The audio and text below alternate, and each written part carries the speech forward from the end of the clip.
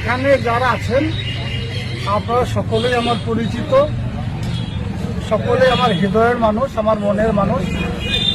আপনাদেরকে নতুন করে বলার কিছু নেই, কারণ এখানে গুরুকুলও যেমন আছে তেমনি বাকি যে সংগঠনগুলো আছে আমাদের প্রত্যেক সংগঠনের দায়িত্বে যারা আছেন তারা সকলে আছেন।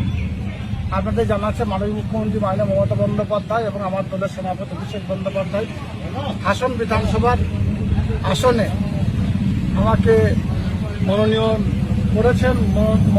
করেছেন। এখানে প্রার্থী হিসাবে আমাকে পাঠিয়েছেন দুর্গাপুরের।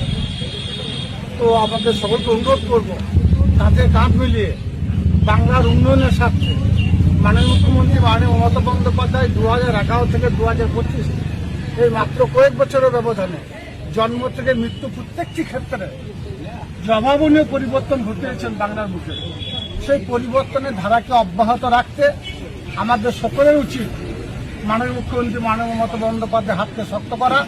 তাই আপনাদেরকে বলবো যে হাসন বিধানসভা থেকে অবশ্যই বিপুল ভোটের ব্যবধানে আমি জিতব, কিন্তু জয় ব্যবধানটা আরও বাড়াতে হবে।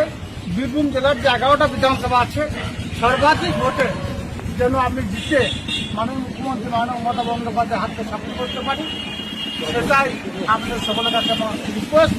সকলে কাঁধে কাঁধ মিলিয়ে পায়ে পা মিলিয়ে আসুন, সকলে আমাদের মায়েদের, বোনেদের, দাদাদের, কাকাদের বোঝাই যে সকলে জোড়া ফুল চিহ্নে ভোট দিয়ে মমতা বন্দ্যোপাধ্যায়ের হাতকে আমরা শক্ত করি। এটাই আপনাদের সবার অনুরোধ। ভালো থাকুন, সাবধান থাকুন।